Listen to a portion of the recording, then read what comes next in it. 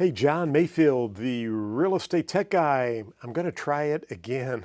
I went live earlier on like a lot of different platforms, and I'm looking down here. My recorder went off, so it's recording now, and I'm going to keep an eye on it over at the side, but I am so sorry. But we're going to talk about the Virginia state-specific real estate examination. And I want to go over some material with you right now very quickly. Just a few items for you here on the, again, Virginia state-specific information. So I'm actually, what I'm doing in all of these states that we are approved in is actually just going by the code in Virginia. And so you can see I'm in definitions. We're going to look at real estate salesperson defined, and then possibly preparation of real estate contracts, and we'll get through with that. So let's get into the material.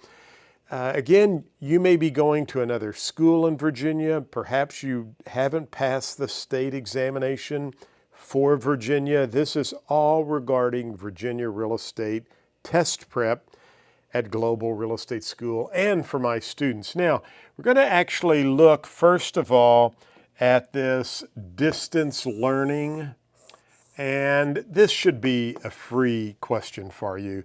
Global Real Estate School, such as mine, we deliver our courses through the internet, and so they are approved through the Virginia Real Estate Commission. I don't think you will see a question on this.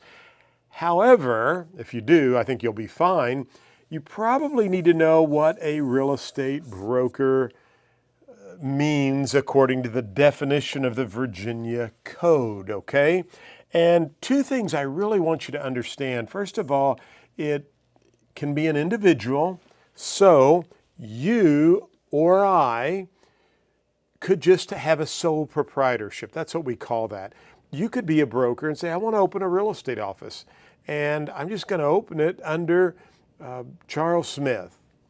And so you rent an office, you get a broker's license from Virginia, and you start your real estate business.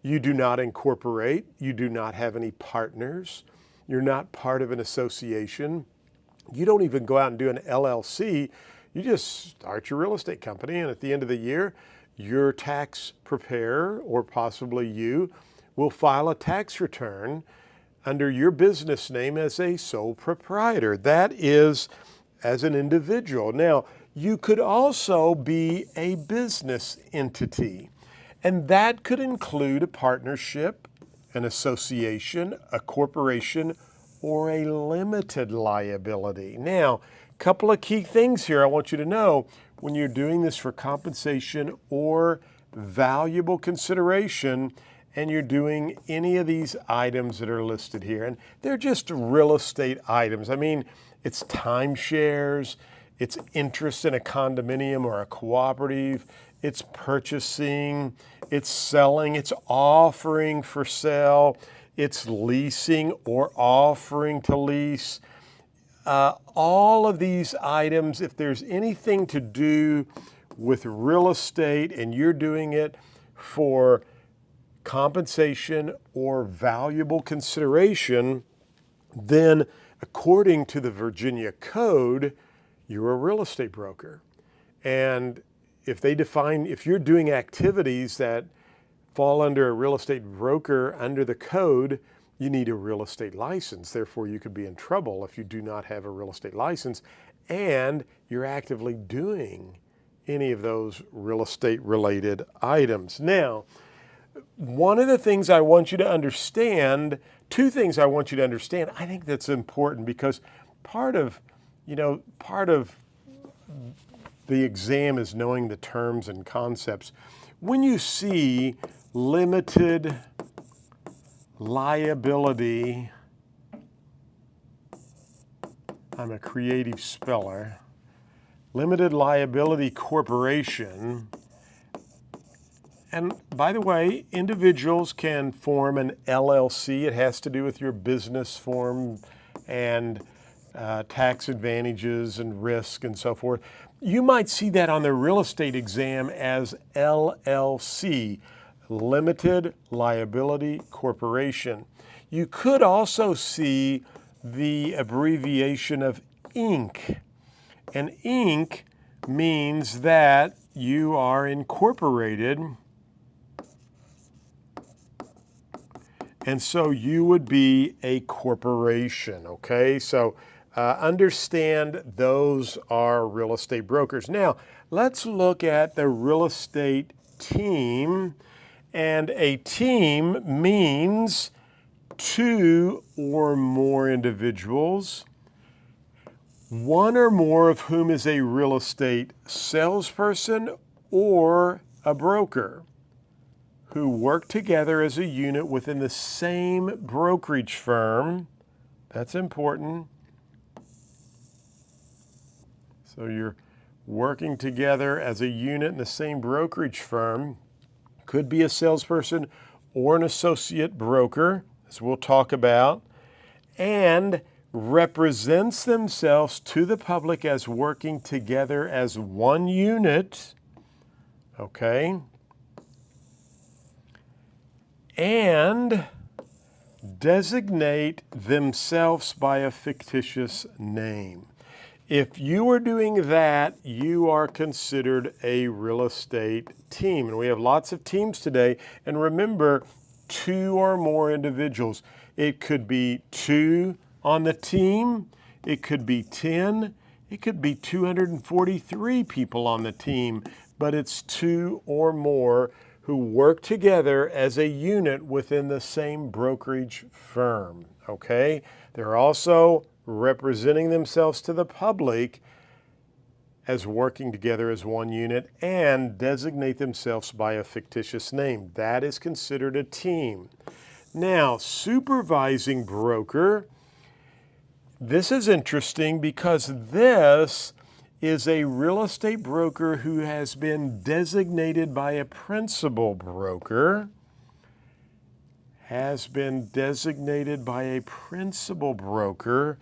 to supervise the provision of real estate brokerage services by associate brokers and salespersons. So they're supervising associate brokers and salespersons, and they have also been what? Designated by a principal broker. I got my real estate license in 1978 at the age of 18, and a year later in Missouri at that time, there was no time limit. You could go get your broker's license at any time. A year later, I went and got my broker's license. Now, I didn't want to be a designated broker. I didn't want to own my own company. My mom was the supervising broker, and Mayfield Real Estate Inc., we were a corporation, holds a broker's license. It still does today. Mayfield Real Estate Inc. is the broker. All the licenses are under Mayfield Real Estate Inc. And I'm the designated broker, the principal broker that's designated. Now, my mom could have designated me as a supervising broker, where I would have been like a branch broker in charge, but I didn't want to do that. And so I would have fallen under what is called an associate broker in the state of Virginia. So that's kind of how that works, and just want you to understand that, okay? And you can see here that this supervising broker is assigned to a branch office or a real estate team. Could be an exam question. You could have a supervising broker of a real estate team, okay? So, in fact, you probably do have that, and we'll find all of that out as we move through the course material. Now, we need to talk about a salesperson. I want to keep these videos very quick and to the point.